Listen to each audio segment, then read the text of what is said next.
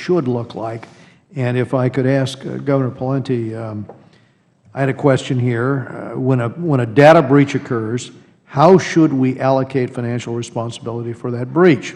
For example, if a breach of sensitive customer information occurs at a financial institution, and it's shown that the institution did not protect the customer information, as Graham Leach Bliley requires, do you agree that the financial institution should be responsible for the cost of the breach?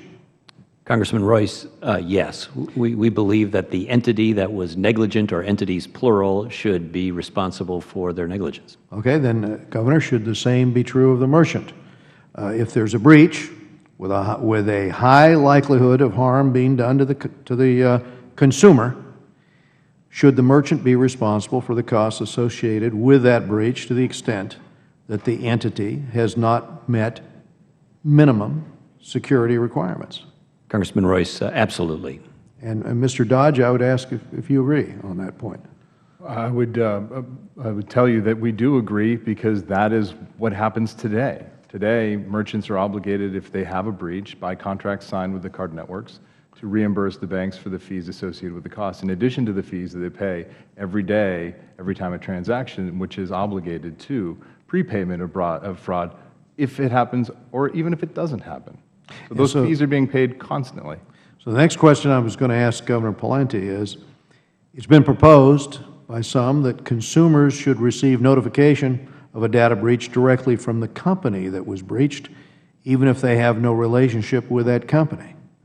Wouldn't a simpler solution be to allow the notice to come from the company that the consumer gave their financial information to directly, while also allowing the company to identify where the breach occurred if it is known?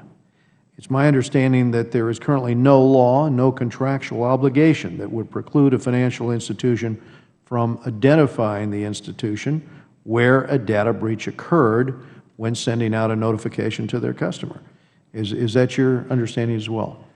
Congressman Royce, yes. And of course, you might imagine if there's a breach, it unfolds in the early hours and days with a great deal of uncertainty and sense of crisis around it. So as people think about what they're going to say publicly and sending out notices, particularly if it incriminates another company, you want to make very sure that you're articulating that correctly and accurately for fear of liability. And so I think some companies don't name names in those initial notices over some of those concerns. You know, as we look at the cyber attacks, and we see this increasingly as we talk to the Europeans and Asian governments, a lot of these are being conducted now by state-sponsored or state-sanctioned entities. We actually, for example, see individuals traveling from a certain bureau in North Korea to Moscow to be trained. And then we see their conduct with respect to the banking system in South Korea and the attempt to implode the financial system in South Korea with those direct attacks. What can or should be done, in the view of some of the panel here, to hold these countries accountable in situations like this? And how do we do that? Congressman, to the extent this has evolved into an international dynamic, and you have state-sponsored or semi-state-sponsored activity, the United States is going to have to respond in kind at a level of country-to-country discussions and potential consequences. As you may know, under current law, the only entity that can, fire back, if you will, in cyberspace is the U.S. government. Private entities cannot hack back, and so the deterrent or consequences for this potential behavior can only come from the U.S. government. And then lastly, there needs to be rules of the road internationally. We have rogue states, semi-rogue states acting recklessly, irresponsibly, in a very concerted fashion. And what you see now in terms of payment disruption is relatively minor. The consumers get reimbursed. It's inconvenient, it's menacing, it's concerning, and you should act on that alone.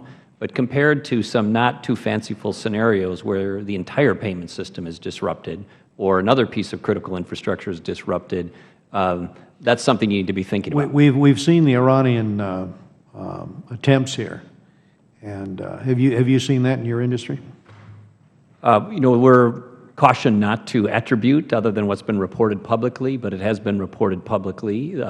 North Korea was involved in an incident, an attack that was attributed to them, and I think you have seen public reports of Russian or Russian-sponsored entities, Iranian-sponsored entities, and on down the list. Thank you very much, Governor. My time's expired. Chairman, thank you.